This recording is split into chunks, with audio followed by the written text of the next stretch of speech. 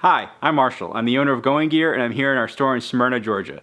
This is the extended review of the Niwalker MM15MB. Alright, so here is the Niwalker MM15MB in the packaging. Some good information here on the side. Got some ANSI FL1 specs, so it goes from 3 lumens all the way up to 6,800 lumens, and then it'll run from 31 days, which that's a really long time, to 2.6 hours on max output. Beam distance of 303 meters. As always, you can get the full specs on our site, goinggear.com. Let's open this up, show you the inside contents. There's the flashlight and the holster. User manual, definitely worth the read. Always some good information in there. The accessories that you have, so you have an Allen wrench, because this thing has a handle on it. It actually does not come attached from the factory, or at least it didn't in our first few shipments. I attached it on here because I already did the outside portion of the video. But anyway, it comes with an Allen wrench, so you can attach and detach that handle. You have a lanyard. Their lanyards are really nice. Got some nice high quality materials in there. And then a spare O-ring in case you happen to need that at any point. So that is the stuff that you get with the flashlight. Let me show you the flashlight in the holster itself. So the holster is pretty nice. You got this nice durable nylon material. You got this attachment point on the back with a very secure buckle right there. And then you've got the attachment points there. So you've got the snap buckle there. And then you can slide in through the rear as well. Put it on your belt or wherever else you want to put it. Hook and loop closure. Protects the light really well. You can see pretty much all of it is covered, and it's a relatively rigid material, so it keeps its shape pretty well, protects the light pretty well. So that's the holster. Let me show you the flashlight. Relatively compact flashlight, 6,800 lumens is coming out of this thing. All right, so I have one of the original MM15s here just so you can see what they did to upgrade it. So the biggest change that they made is they went from MTG2 LEDs to XHP70 LEDs. And you can see the LEDs themselves are actually physically smaller, so on the same size light, higher output, it actually gives it a little bit better beam distance. And you can kind of also see the color reflecting off of the LEDs, not quite as much of a neutral tint on the MM15MB as you had on the original MM15. Other than that, pretty much the same light. Actually, I can't really tell a whole lot of differences. Maybe somebody else can chime in and see if there's any other physical or aesthetic differences other than this black anodizing or coating or whatever that is on the reflector area. But other than that, they're pretty much the same light. You still have a lot of the nice features, like you have your lanyard attachment point is right there. If you want to use it on a tripod, you can do that. So you can attach it onto a tripod right there. You've got the handle, and you can detach the handle if you want. You got that nice big switch that's in a very convenient spot, so if you're using the handle, it's right where your thumb's going to be. So it's a really good spot to put the switch, and the switch works really well. All right, just so you can see this thing in a little bit better detail. There's the handle. There's those LEDs. Get it to focus, make sure you can see those. So there's two XHP70 LEDs. Got some relatively large LEDs, relatively shallow reflectors, so you're not going to get any crazy distance out of this thing. It's just the sheer output of the light that's getting you out over 300 meters. Let me take the battery tube off and show you the battery carrier. An interesting thing about this light is this does not actually have to be on the light for the light to function. So you can have this off. I don't know why you would want to do that, because you want to protect everything that's going on in here. You know, you got your battery area, you got your batteries, you got the circuitry and everything in there. So I definitely don't recommend running it with this piece off, but it doesn't have to be on there to turn the light on. So something kind of interesting. Right here is where you attach or detach the handle. If you want to do that, you've got that Allen wrench, and you can remove that if you want to. There is the O-ring and the threads and everything. There's your switch. You can see that up close a little bit better. All right, let's go ahead and stick some batteries in here. We'll talk about the operation. Got some Olight 3400 milliamp hour 18650s, really high quality lights. As always, you can get bundles with batteries and chargers and all that on our site, save you a little bit of money. But these all go the same way. So you've got the positive end sticking out away from the head of the light, negative towards the head of the light. One thing to note on the 4 18650s that this light takes is that they are not included, and you do need high quality 18650s. They are included, of course, if you get a bundle from us, but if you just get the base light, they're not included. You do need ones that can deliver a high current, so please keep that in mind. Make sure the batteries you get are rated for that. The Olight 3400 milliamp hour 18650s that we have in here, of course, just fine. The Olight 3600s, the EagleTac 3400s, basically any of the higher capacity, higher quality 18650s that we have or that anybody else has are just fine. Don't put anything with fire in the name. Don't put some random 18650s that you pulled out of an old laptop or anything like that, because you need to be able to deliver a high current. So this light is pulling a whole lot of power out of these batteries, and you need to be able to do that and do that safely. I don't want to hear from any of you guys that your light caught on fire or that it exploded because you used some crappy batteries. So please use some high quality batteries in all your lights, but especially this one. All right, you got 4 batteries in there, and actually just so you can see that the switch is already lit up. So this doesn't have to be on there, but we're going to put it on there just to protect everything, kind of keep the batteries in place and all that. All right, so the operation is all controlled by this side switch right here. You got everything in one place. There's no messing with multiple switches or turning the head or rotary rings or anything like that. It's all in one place, which I really like. You know, if they're going to do 2 switches, put them in the same place. If they're going to do a ring, just do a ring. I like all my controls in one place. That way, when it's dark, you don't have trouble fiddling with the different parts of the light, trying to figure out how to change modes and turn it on and do all that. So one switch, one place. I really like that.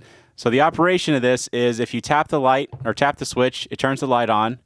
While it's on, press and hold, and it'll cycle through your main modes. So you have 5 main modes. You've got your 3 lumens there on the super low output. You get that crazy 30 plus days of runtime. And then you've got 4 higher outputs. And keep in mind, your turbo is not included in those 5 outputs. So your turbo, your max of the 6800 lumens, you actually access while the light is on or off by double clicking, and you can kind of see, well, I mean, I can't even put this off camera and not have it blow out the image. So we're going to turn that off for just a second, and it's already draining the batteries pretty hard. I'll make sure I charge these before I take it outside. But you can see pretty crazy output on that 6800 lumens. So you've got all the way down from that really super low output of the 3 lumens all the way up to the 6800 lumens and the 4 other outputs in between those as well. So there's some flashing modes in there as well. So when you have it in that turbo max output, if you double click again, you've got strobe. One more time, you have SOS. One more time, you have a beacon flashing mode where it flashes every now and then just to let people know where you are. And then one more time, you go back into the turbo. Man, there's some serious heat coming off of this thing. Could warm yourself up with this, no doubt. There's a lockout as well, so from off, if you do a triple click, it'll flash a couple times like that, and then it's in lockout. So if you press the switch, it doesn't turn it on. So if you don't want to have to remove the batteries, if you're storing it for a long time, or you have it in your pack or your car, or something like that, you're worried about accidental activation, you can put it in lockout and you don't have to worry about it turning on accidentally. And then to get it out of that, just do the same thing. So you just do the 1, 2, 3, and then it does the couple quick flashes, and then you can turn it on and use it like regular. You can also access some of the modes from off. So from off, if you just do the tap, it'll turn the light on, and it does have a mode memory. So whatever you had it in last, it'll go back into that. If you double click from off, it'll go straight into strobe. And if you do a press and hold, it'll go into the max output.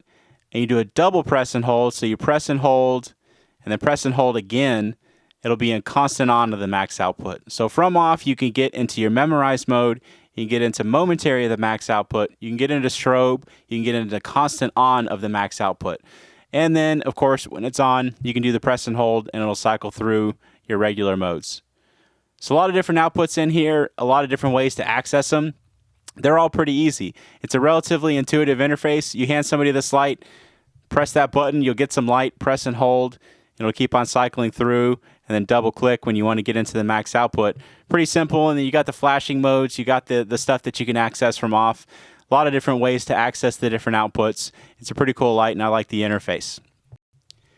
All right, so that is the Niwalker MM15MB. Really cool light. I find myself using this light a lot. It's a fun light to take outside and just light up everything in front of you.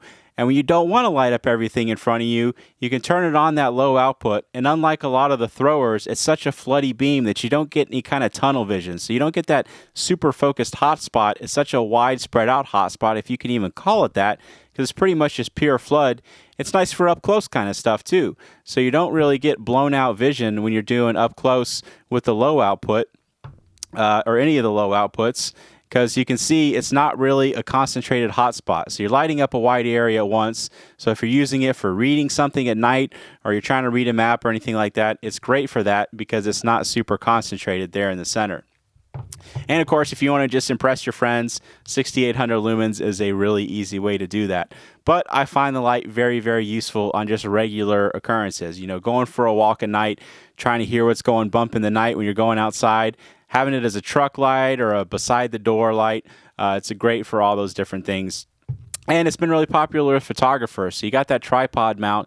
This and the original MM15 has been really popular with photographers because you can mount it to a tripod and you don't have to have an assistant or, you know, your friend or your other hand holding the light. And you can use both your hands on a camera, which is kind of nice. So anyway, that's the MM15MB. Let's go ahead and take this outside and we'll show you what it can do. And we're going to take the MM15 as well so you can see them both at the same time. All right, I got the MM15MB outside, freshly charged batteries in both. Got the big 40 mag light that I always use as a control. Let's go and try out the mag light first. Tree right there is about 30 feet away. Dock house down there on the lake's about 100 feet away. That's the mag light. All right, let's go ahead and try out the, had to take a look at them, see which one was which. All right, here is the MM15MB.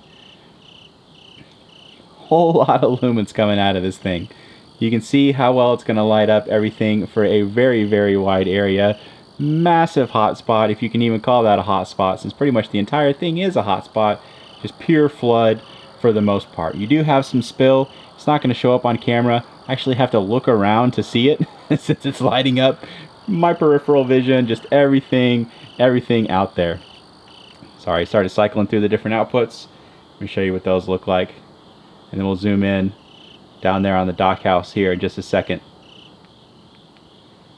So that lowest output, really good for up close kind of stuff, and because it's not super concentrated, you don't get that tunnel vision, and then when you need it, you can just crank it up to that max output. So let's zoom in down there just so you can see how well that dock house is lit up. Ton of light coming off of this thing. It's really, really impressive. I don't know how well it shows up on video. I don't know if this impresses you, but I play with a lot of flashlights, I sell a lot of flashlights, I use a lot of flashlights, and that impresses me. There's a whole lot of lumens coming out of this thing. It's really impressive for such a relatively compact light. Alright, I'm actually going to show you the MM15. So here is the original. You can see a little bit warmer tint on that, but there's your difference in the output. I'm doing one after the other. So a little bit more focused on the MB as well. Alright, let's try these out at a longer distance. Alright, we got some more space to try out the two MM15s. Let's go ahead and give them a shot. Here's the MB first. Still a whole ton of light coming out of this thing. Let's zoom in so you can see that first target's at 50 yards, second one's 100 yards, tree line out here is 130 yards. Can do much further than that and do it really, really well. Let me show you the lower outputs just so you can see what those look like. Cycle through them. Really impressive light. Whole lot of lumens coming out of this thing. I like this thing a lot. Alright, let me show you the original MM15 just so we can do them side by side. There you can see you do have that little bit more neutral tint, but a very floody light. So I mean, larger LEDs, it's going to light up a really wide area, but you get a little bit better distance with the MM15MB and more lumens. So we'll do them real quick, one after the other, just so you can see what each one looks like. So there you go. That is the Niwalker MM15MB. If you like it, you can buy it from me at goinggear.com. Any questions or comments, you can reach me in the comments or any of my guys at goinggear.com. If you liked the video, please subscribe. Do a lot of gear and flashlight videos. As always, get going and start something. Thanks for watching.